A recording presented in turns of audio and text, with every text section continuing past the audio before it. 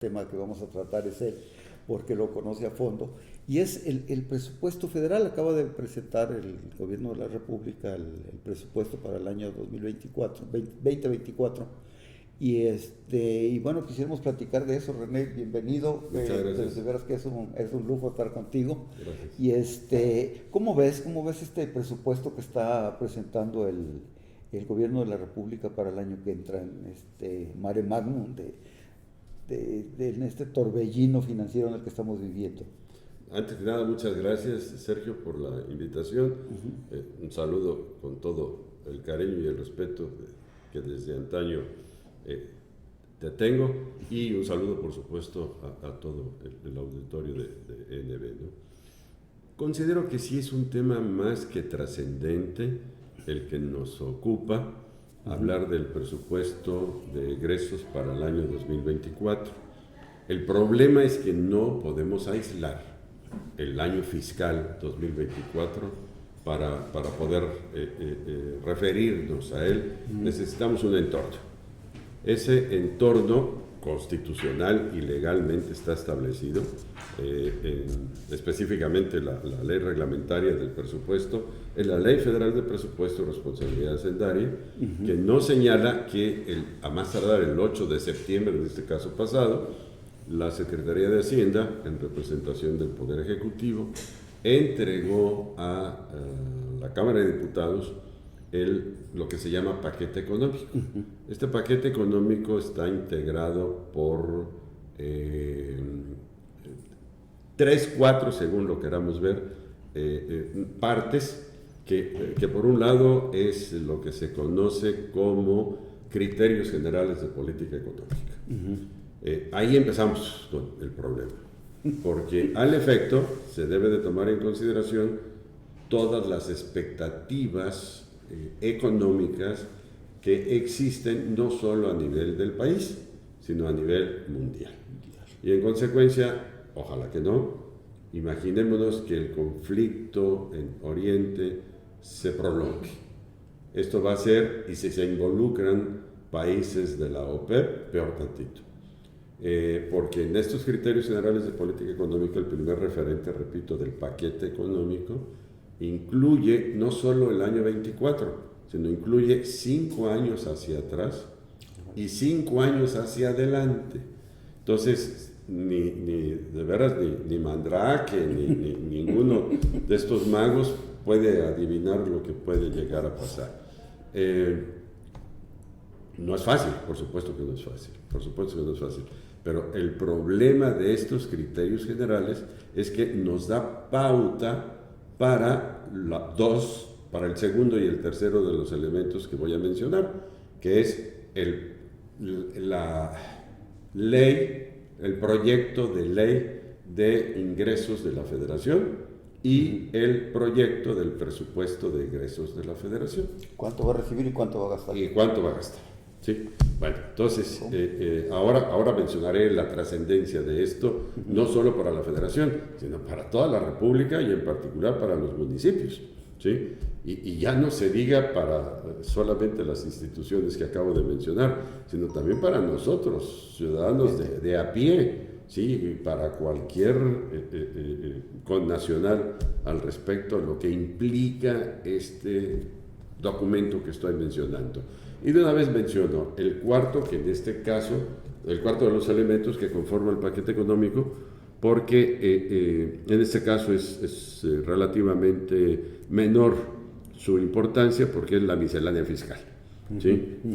Miscelánea fiscal que va a ser muy importante a partir del año, yo sí diría que a partir del año 24, por lo que voy a mencionar después del inminente riesgo que tenemos por la presión presupuestal que van a ejercer no solo el gasto social, sino también las pensiones de manera específica. Gasto social son los programas estos de apoyo. Exactamente, fundamentalmente son de los programas estrellas, de la pensión para adultos mayores, el programa de becas, Sembrando Vida, la escuela es nuestra, para personas con discapacidad, jóvenes construyendo el futuro, fundamentalmente, ¿sí? Bueno, pero además está, y de una vez ya que lo mencioné lo incluyo, el aspecto de pensiones, que existe la obligación gubernamental de estar detrás para efectos de si es necesario poderlo cubrir, que son las pensiones del Seguro Social, que son las pensiones del ISSSTE, las pensiones de las Fuerzas Armadas, las de Comisión Federal de Electricidad y de Pemex, cuando menos para mencionar la parte correspondiente. En lo estatal, el IPE. En lo estatal, el IPE, ¿sí? Dentro de todas estas, imaginémonos, nada más así, para ir calentando motores, la pensión que existe, porque vamos a hablar de 1987, que es, de hecho, desde el 86, pero para efectos específicos, en 1987 el IPE tenía reservas monetarias suficientes, contantes y sonantes, para efectos de hacer frente a cualquier situación que se le demandara de parte de todos los derechohabientes adscritos al IPE. ¿Por qué? Porque había aproximadamente de 13 a 14 trabajadores en activo por cada pensionado.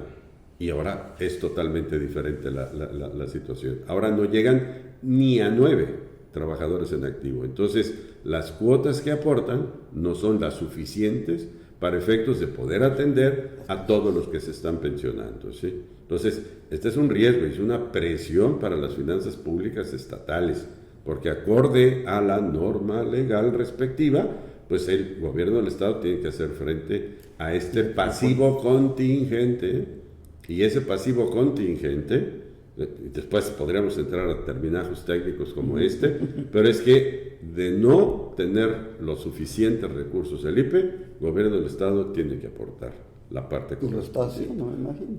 ¿Y a nivel federal? Y a nivel federal viene a ser prácticamente lo mismo de lo que acabo de mencionar.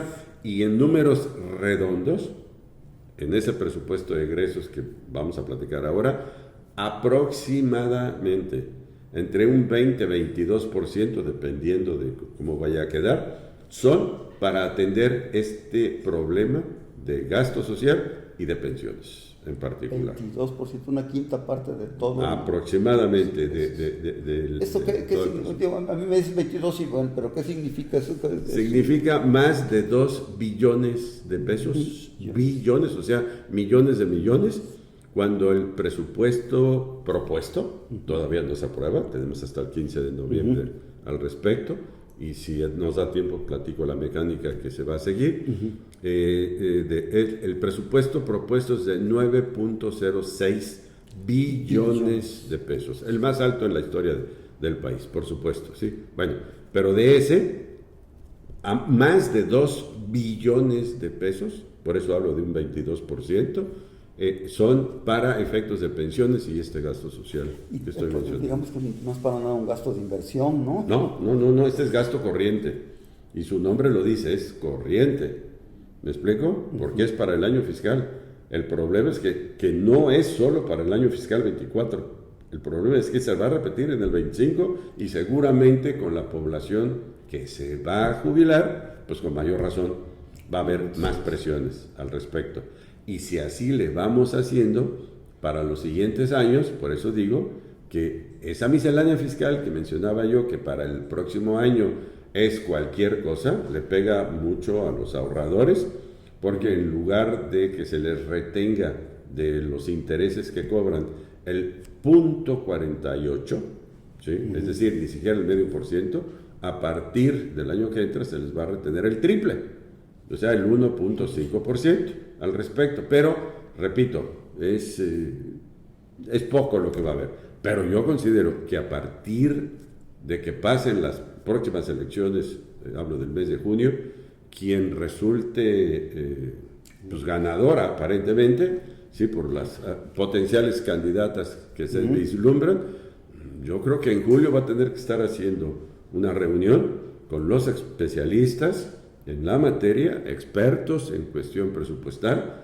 para ver de dónde se van a obtener recursos para cubrir ese gasto que va a ser inminente. Oye, hay un gasto que es, por ejemplo, estas obras que está haciendo el gobierno de la República, que se triplican y luego ciertos apoyos. Eso también es un gasto que se está perdiendo, ¿no? Y eso está considerado también en el presupuesto. Sí, está considerado para el próximo año en el Tren Maya 120,000 millones de pesos. Eso es lo que está propuesto. Pero el problema es que se está más que duplicando el monto original. El problema es que no podemos saber más, porque esto ya no es cuestión presupuestal, esto es cuestión de transparencia, que no se está disponiendo de la información porque no se está aplicando lo que necesaria y obligatoriamente se debe de exigir, que es rendición de cuentas. Es decir, ¿por qué se ha incrementado tanto el precio que originalmente se había estimado como inversión en esta obra? Yo no juzgo si es o no prioritaria, si es o no rentable, si es o no lo juzgo. Yo simplemente digo, ok, fue una decisión de política pública que el señor presidente estableció y él tendrá las razones correspondientes al respecto. Yo lo único que digo es que se tiene que proyectar, ¿sí? Cuánto va a ser el costo, y ese costo es el que no se ha respetado, y mucho menos se ha respetado darlo a conocer con esa transparencia que la ley nos obliga respecto de la información pública. Yo quiero aquí recordar algo, me salgo un poquito del tema, que es el artículo 6º constitucional, cuando define, define qué es información pública, y dice claramente, el artículo 6º, fracción primera, dice, toda la información, toda, no una parte, toda la información en posesión de cualquier autoridad. Estoy haciendo una síntesis de lo que dice. Toda la información en posesión de cualquier autoridad de los 3 niveles de gobierno, ¿sí? En que se hayan, que tenga facultades para hacer la gestión presupuestal, etcétera, etcétera, es pública. Y solamente se puede reservar por cuestiones de seguridad nacional al respecto, ¿sí? Entonces, ¿por qué no se da a conocer? Este es uno de los problemas en cuanto a transparencia se refiere, ¿sí? Este presupuesto que están presentando se me hace que va por ahí también un poco, ¿no? No sé qué tan transparente sea porque bueno, un presupuesto manejan números, ¿no? Cifras, esto cuesta esto va a costar. ¿Cómo está presentado? ¿Está transparente, digamos, el proyecto del presupuesto? Si sabemos leerlo, sí, y hablo en forma de documentación oficial. El comunicado, por ejemplo, 61 de la Secretaría de Hacienda y Crédito Público, entregado o fechado el 8 de septiembre de 2023, nos habla precisamente de lo que estoy aquí mencionando específicamente. Pero fíjense, por ejemplo, que para poder aquí hacer, ya dije que no soy mandrake ni mucho menos, hace una estimación del dólar a 17.10 pesos por cada dólar, lo cual ojalá y sea sostenible, pero lo dudo mucho. Que el precio de la mezcla mexicana de petróleo será de 56.7 dólares por barril en 2024, pues andamos cerca de los 100 dólares, ¿no? Por ejemplo, ¿no? Y eso nos va a pegar en la inflación. Sí, por supuesto, se recauda más, pero como tenemos que comprar gasolina para los efectos correspondientes, la gasolina va a ser más cara. Y si no, lo vamos a ver, ¿sí? Bueno, por otra parte, la deuda pública. El problema contestando su pregunta, Sergio, si nos vamos a la última hoja, que es la página 6 de este documento oficial que está, para poder integrar el total del proyecto de presupuesto que se está presentando, que es de 9,066,045.8 millones de pesos, tienes que sumar de uno y del otro concepto para poderlo conformar. Y repito, y es información oficial. ¿Sí? Ahora, todo esto, digo, en novio de tiempo, no nos vaya a hacer falta, decía yo de la importancia que esto tiene. Nada más antes menciono, esto ahorita está en manos de la Cámara de Diputados. ¿Por qué razón? Porque tiene que ir en paralelo el proyecto de presupuesto de egresos y la iniciativa respecto de la ley de ingresos, porque también tiene que haber igualdad. No puede haber un déficit entre una y otra, es decir, una diferencia. Quito el concepto de déficit porque ahorita lo voy a utilizar. Tiene que haber igualdad entre los ingresos estimados y los egresos estimados. Bueno, como el proyecto del presupuesto de egresos, que repito, es facultad exclusiva de la Cámara de Diputados, tanto la aprueba, ¿sí? Como en su caso, posteriormente la fiscaliza a través de la Auditoría Superior de la Federación. Ahí es donde yo diría, ¿sí? ¿Por qué no se ha terminado de fiscalizar y cumplir con sus obligaciones, tanto la Cámara de Diputados como la Auditoría Superior de la Federación, con esas obras prioritarias que estábamos mencionando? ¿Sí? Apenas están empezando a aparecer algunas cosas por ahí al respecto, ¿sí? Pero en fin, esta sería harina de otro costal, ¿sí? Pero a lo que yo voy es que se está estableciendo un presupuesto de, vamos a cerrar cifras, de 9 billones de pesos. Y el problema es que en la ley de ingresos no nos alcanza para financiar ese presupuesto. En consecuencia, se genera una necesidad de efectivo para efectos de poderlo financiar, que vale la pena que se pudiera leer en forma completa el paquete económico que decía yo hace un momento, porque por un lado, algunos especialistas dicen que se van a requerir 1.7 billones de pesos de deuda, pero que puede llegar a 1.9 billones. Pero si nos vamos al artículo 2 de este paquete económico que les estaba yo mencionando, en donde está la iniciativa de la Ley de Ingresos de la Federación, está solicitando una autorización al Congreso para contratar deuda nueva, no por 1.7 ni por 1.9 billones, sino por 2.5 billones de pesos. Es decir, que estamos hablando de cuando menos 655,000 millones de pesos más, que no tiene un destino específico. Entonces, el problema es que esto, está bien, digo, aquí yo me voy a otro artículo constitucional, específicamente el 73, que dice que sí se puede contratar deuda, por supuesto que se puede contratar deuda, sí, pero te lo limita específicamente para obras o para regulación monetaria, no para gasto corriente. Ya. Y el problema es que esto aparentemente, repito, y contestando tu pregunta, Sergio, de si está o no está claro, aparentemente es para gasto corriente. Entonces tienen una enorme responsabilidad las y los diputados que van a aprobar esto de aquí en particular. Pero lo mayoritario, o sea, con mayoría simple. Con mayoría simple puede salir. Sí. Y tiene la mayoría morena. Sí. Y aprobada la ley de ingresos en diputados, sí pasa al Senado. El Senado tiene facultad al respecto. ¿Sí? Y ya aprobada en el Senado regresará a la Cámara de Diputados para que ellos continúen y entonces puedan aprobar el presupuesto de egresos. ¿Cuándo es el último día para aprobar? Estamos hablando de finales de noviembre. Entre el 15 y el 30. El 15 de noviembre más tarde. Está el agarrón entonces. Ahí está. Bueno. Estamos de aquí al 15 de noviembre, para ser preciso. Pues, René, yo me pregunto esto. El presidente dice que no hay deuda, que no se ha contratado deuda y que no se va a contratar deuda.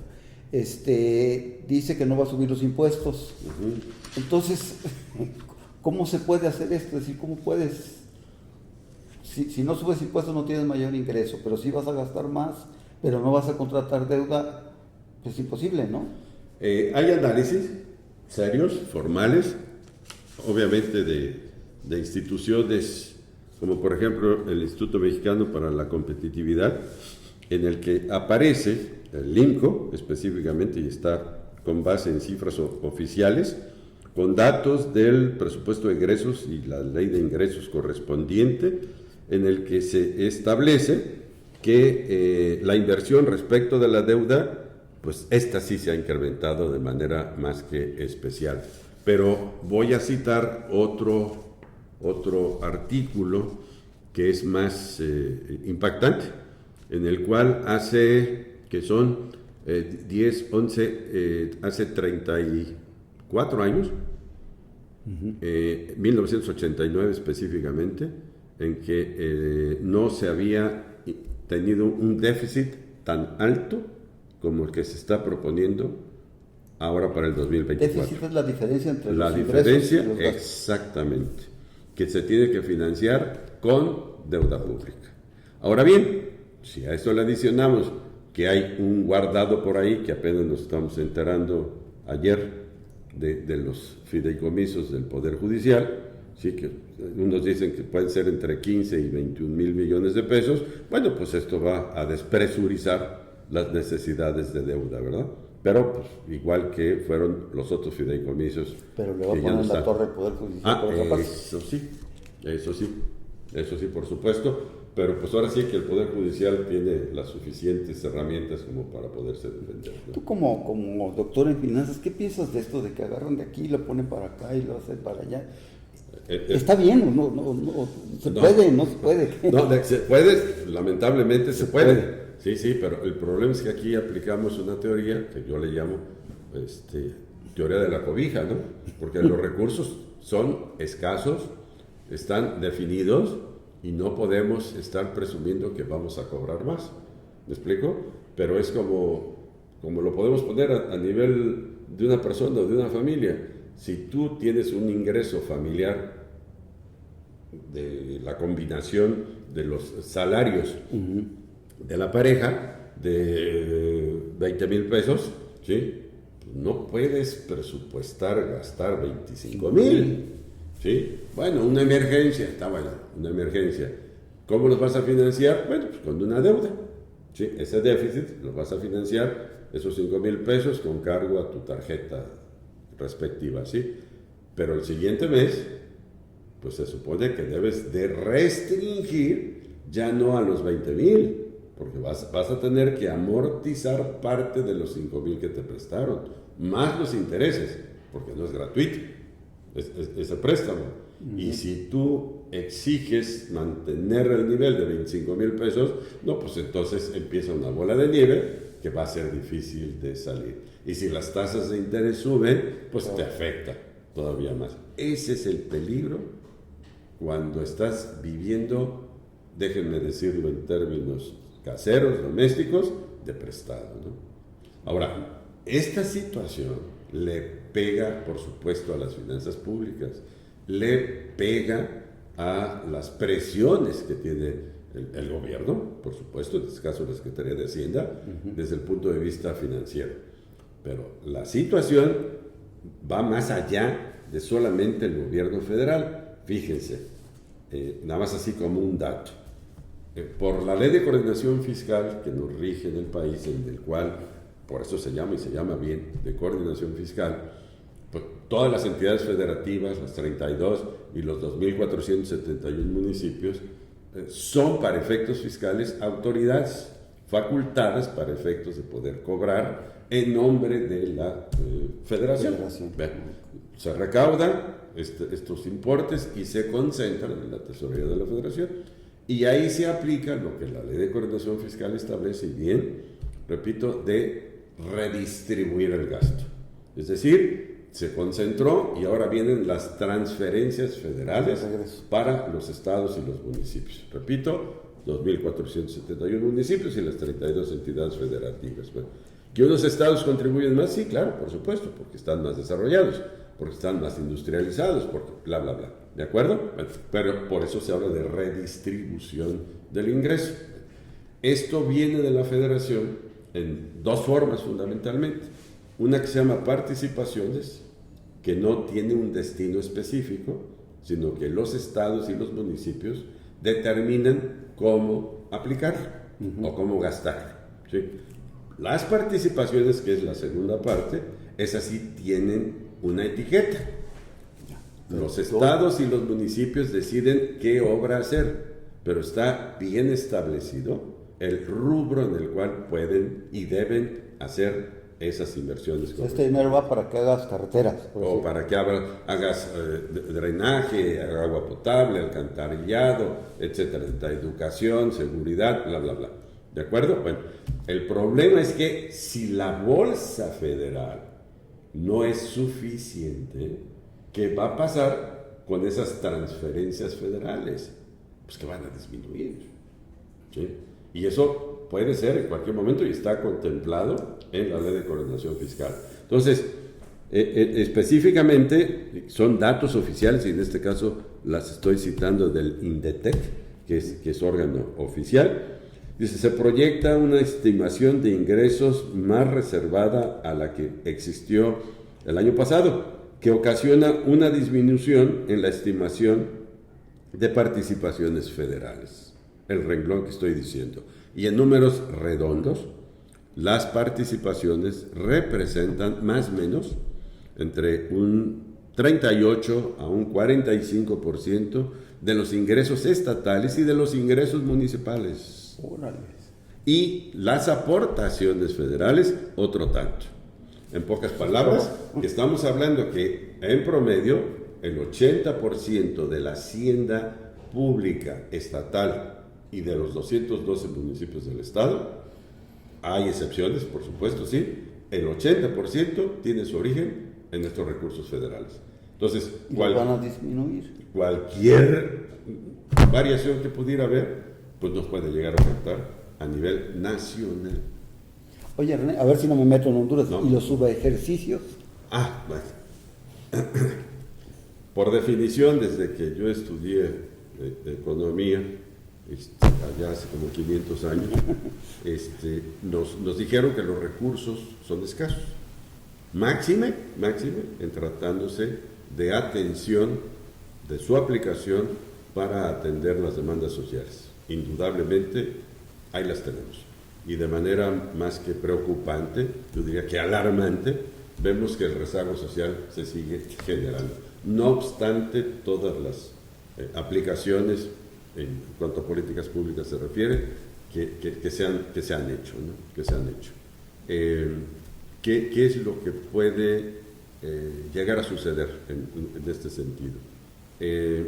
Si los recursos son escasos para atender esas demandas sociales y resulta que esos recursos, ahora transferencias federales como las acabo de mencionar, te los mandan limitadas, acorde a lo que se llama legalmente limitadas, acorde a la Ley de Coordinación Fiscal, repito, ¿cómo es posible que si son escasas, frente a la enorme demanda social que existe en sus diferentes manifestaciones para cubrir los derechos humanos que la Constitución establece? Me refiero a educación, alimentación, agua, bla, bla, bla, medio ambiente, etcétera, etcétera. ¿Cómo es posible que si son escasos y no te van a alcanzar para atender estas demandas sociales, no tengas tú la capacidad administrativa de hacer una gestión correcta, oportuna, adecuada, integral, etcétera, para su aplicación?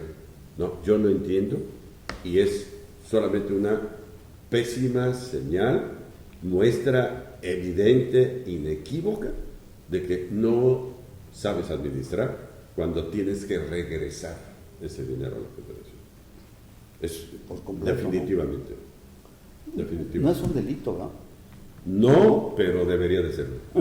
Yo porque si tú eres servidor público, acorde también a lo que señala el 108 constitucional, tú tienes obligaciones de hacer y tienes obligaciones de no hacer. Así de simple y de sencillo, ¿sí? E incumples si haces o dejas de hacer. A mí me gustaría, por supuesto, que el Congreso estableciera como delito el hecho de aplicar los recursos presupuestales, porque repito, son para atender demandas sociales específicas. Y si no alcanzan esos recursos sociales, pues con mayor razón vas a dejar de atender, y encima no te alcanzan y todavía no los aplicas. Pues es, yo diría, criminal administrativamente hablando, que no los aplicaba. Oye, ¿y qué pasa con esos subejercicios? ¿Los regresas y qué? Los regresas a la tesorería de la Federación, y esa es muy buena pregunta que deberíamos de hacerle a la Auditoría Superior de la Federación. Decir, oye, ¿y lo que se regresó, en qué se aplicó? Porque no hay control. Ese es el problema. Y se tendría que hacer una auditoría específica a esos reingresos, porque ya los destinó la Tesorería de la Federación y ahora se los regresan. Oye, ¿qué destino tuvieron estos recursos que originalmente tenían tal destino? Tengo una pregunta un poco al mago Mandrake, ¿no? Sí, o sea, van a pedir 2 billones y medio. Fíjate que aquí es importante, para los gringos el billion son 1,000 millones. 1,000 millones, así y es. para los mexicanos el billón es 1,000,000 de millones, es 1000 veces más, ¿no? Así es. Porque luego se dice, no, pues los gringos gastan 3 billones, ¿no? 3 billions. Y no son nada más 3,000 millones, y para nosotros son millones de millones, una locura, ¿no? Sí. Pero te pregunto, ¿y se podría hacer, o sea, cabría, así pensando en el aire, que se hiciera un presupuesto que no fuera tan deficitario? Sí, claro, por supuesto. Vuelvo al ejemplo casero que decía yo hace rato. Si tú sabes que vas a tener en una administración razonable, y no estoy diciendo ni siquiera eficaz, eficiente o efectiva, no, razonable. Tú no puedes pensar en gastar algo que no tienes, o no puedes pensar en gastar porque crees que te vas a sacar la lotería, o porque crees que no. Tú tienes que pensar, y aquí es un criterio que anteriormente se llamaba de que las pérdidas cuando las conozcas y las utilidades hasta que se realicen, ¿sí? Un criterio conservador, en el sentido de que los gastos, sobre todo los inevitables, ¿sí? Sobre todo los comprometidos, entre ellos estoy pensando en nómina, por ejemplo, ¿sí? Está más que comprometido, ¿sí? Pues tú tienes un margen de acción. Me refiero en el caso de una persona, de una familia, pues tienes la renta, la luz, el agua, bla, bla, bla. ¿De acuerdo? En su caso, dependiendo el nivel educativo en que estén los hijos, etcétera, ¿de acuerdo? Que a lo mejor necesitas comprarle una laptop o una PC o lo que tú quieras, ¿de acuerdo? Bueno, son gastos que pueden ser de inversión o que pueden ser gasto corriente, usual, normal, etcétera. Todo esto ya es un gasto comprometido. ¿Sí? Ya no tienes opción de moverte, ¿no? ¿Qué margen te queda respecto del nivel de ingresos que piensas que puedes llegar a tener? Dices, no, pues pueden ser 100, de acuerdo, pero como todo es incierto, en el sentido, ahora sí, probabilísticamente hablando, ¿sí? Que está sujeto a riesgo y que está sujeto a incertidumbre. Y si estamos hablando de 5 años atrás, pues es historia, por supuesto, pero 5 años adelante, digo, eso no es riesgo, eso es incertidumbre.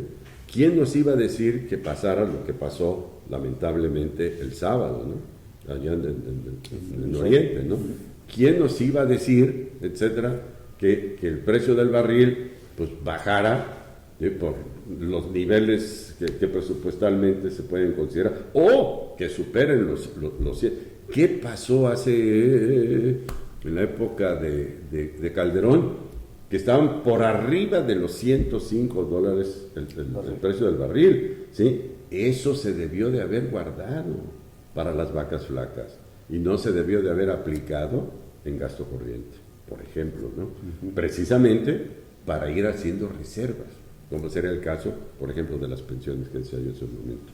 No, esto es de una sana administración, ¿sí? Y yo creo que se debe de atender. ¿Cuál es el riesgo de que no se atienda oportunamente, Sergio? Que ese gasto social que decíamos al principio, y ya tengo que ir cerrando, sí, por el tiempo, ese gasto social, esas pensiones que son inevitables, ya es un gasto comprometido constitucionalmente, y está bien, que quede claro. Yo no puedo negarme a mí, yo tengo 76 años, por supuesto, y tengo mi pensión del Seguro Social, ¿sí? Que mi trabajo me costó, entre paréntesis, pero también tengo la pensión del bienestar, ¿sí? En particular, y qué bueno que todos mis contrapaches de edad disfruten de ella en muy buena hora, definitivamente en muy buena hora, ¿sí? Pero ¿cómo se les va a garantizar que se les otorgue? ¿No? Constitucionalmente ya está, ok, difícilmente alguien se va siquiera a atrever a proponer que se quite eso. No lo creo, sinceramente no lo creo, pero puede ser, sí, pero el problema es que ahora sí que debo no niego, pago no tengo, y ya sucedió en Argentina, y ya sucedió en Chile también, que no hubo dinero, no hubo presupuesto para pagar esas pensiones. Entonces, mucho cuidado. Entonces, por eso es que hablo de una administración eficiente, eficaz, efectiva. ¿Sí? El sistema de ahorro para el retiro, por eso se creó.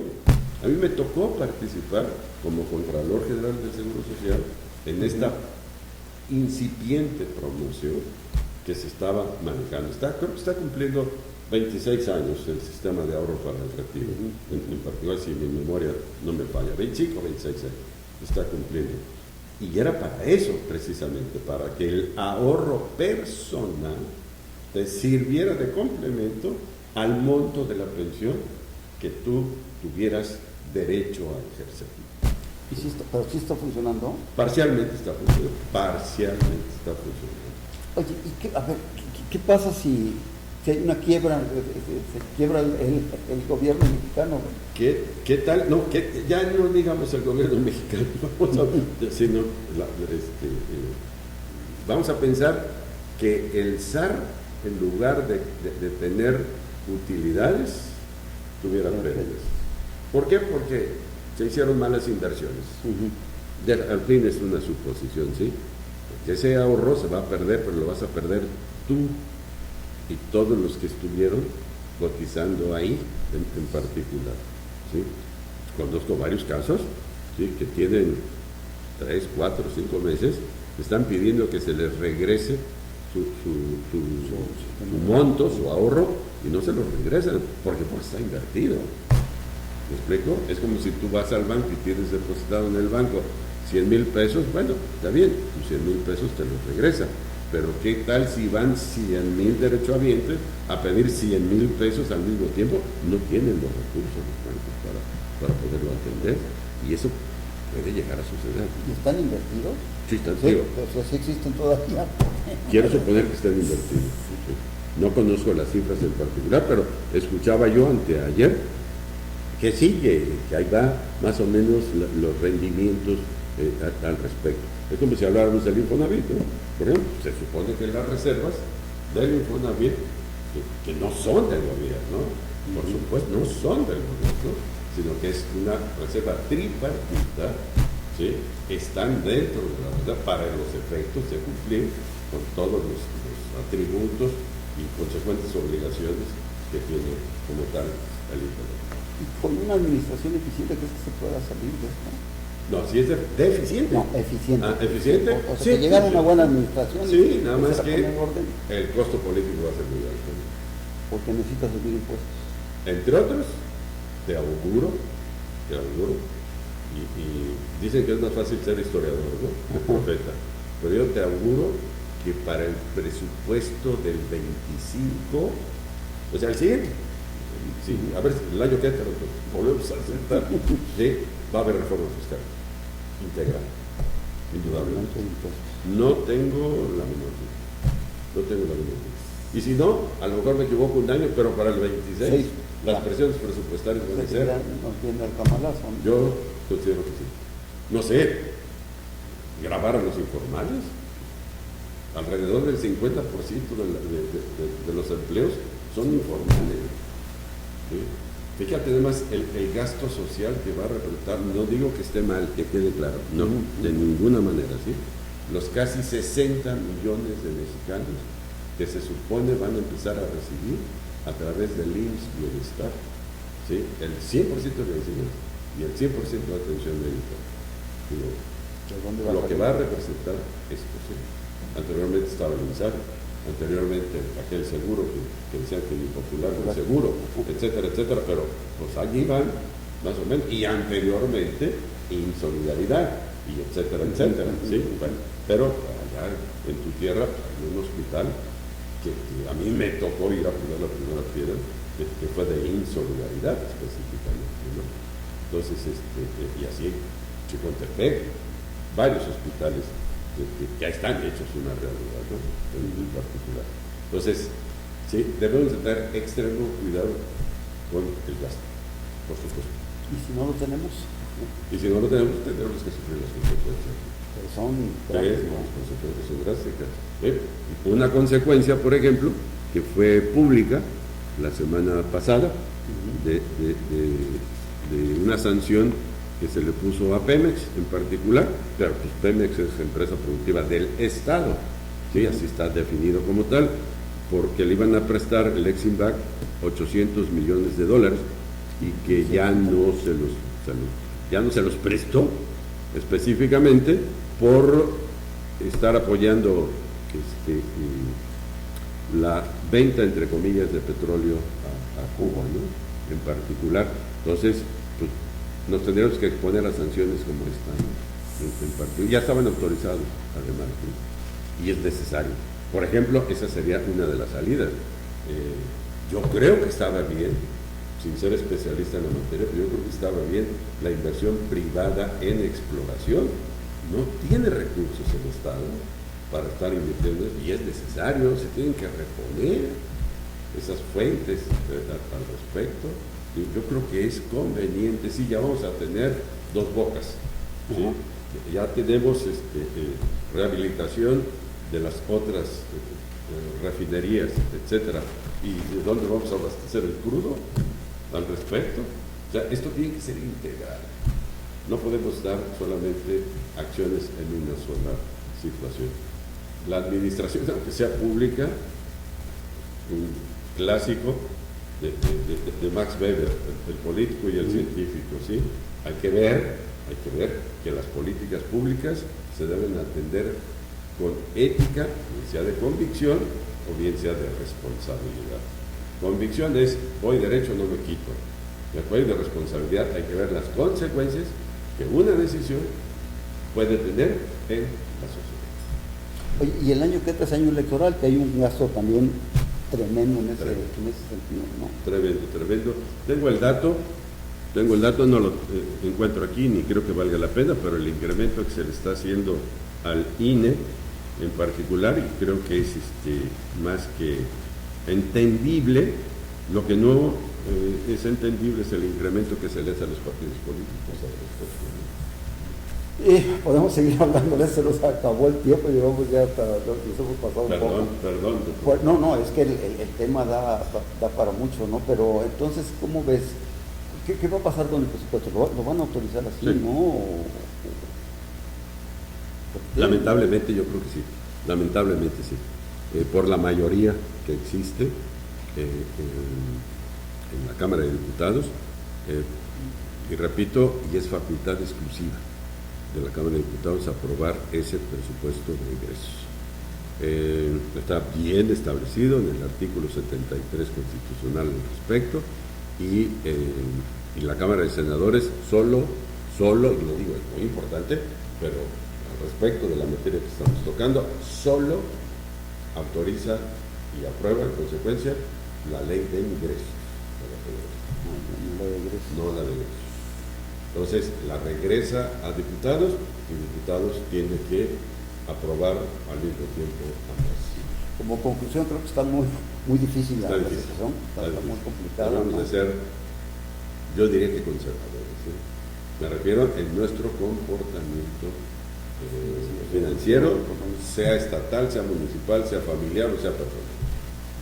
Bueno, pues parece que no son muy buenas noticias, pero seguiremos hablando del tema, René, te invitaré más adelante, ya que se apruebe el presupuesto, a ver cómo estuvo, en fin, te voy a estar molestando por ahí con tu conocimiento. Espero que les haya servido de algo esta difícil explicación, porque es difícil explicar esto, pero la verdad es que un doctor en finanzas lo puede hacer de manera muy clara y Muchas oportuna. Y les agradecemos que hayan estado con nosotros en este De Tú a Usted con Sergio González Levet. Nos vemos en la siguiente semana. Gracias. Gracias, René. No, al contrario, gracias a ti. Listo. Gracias. ¿Te puedo dar una lata enorme? Sí. ¿Puedes volverme a grabar la presentación del doctor? Ajá. Hice después unos ajustes en la En- broma ok. para que sea mejor. Vale. Entonces, fíjate, nada más la presentación. La pura presentación. Sí. Adelante con Sale. ustedes. Bienvenidos a De Tú a Usted con Sergio González Levet. En esta ocasión trataremos un tema bastante álgido, bastante difícil, que es el problema del presupuesto de egresos e ingresos de la Federación para el año que entra. Y para eso invité a un experto, una gente, yo creo que a nivel nacional es de los que más sabe del tema, el doctor René Mariani Ochoa, un veracruzano muy reconocido en el ámbito estatal y en el federal también. René Mariani fue catedrático del ITAM, después regresó a su tierra y ha hecho una ingente carrera como director de vivienda, subiste en pensiones también, delegado del Infonavit, delegado del IMSS, y es el creador de, ni más ni menos que del ORFIS, el órgano de fiscalización superior, en la época del licenciado Miguel Alemán como gobernador. Y decía, creó el ORFIS desde la primera piedra del edificio hasta toda y fue, el ORFIS es ni más ni menos que una dependencia que se encarga de fiscalizar, como su nombre lo dice, de vigilar la correcta aplicación de los presupuestos estatales y algunos federales. En la época del doctor Mariani, todo el mundo lo sabe, el ORFIS fue un prurito de eficiencia, ¿no? Era importantísimo. Tuvo ahí ya sus devaneos, ahora con la maestra Delia González Cobos al frente del ORFIS ha regresado el orden y el prestigio, y pues yo creo que es una muy buena carrera. Pero además René Mariani es doctor en finanzas y es catedrático investigador de la Universidad Veracruzana en ese amplio, y sobre eso estaremos platicando con él en adelante. René, bienvenido, buenas tardes o buenas noches según la hora que vean este programa nuestros auditores. Te agradezco tu presencia en este programa. Al contrario, muchas gracias a ti, Sergio. Un saludo con todo el cariño y respeto que siempre te he manifestado, y un saludo, por supuesto, al auditor. Perfecto. Listo.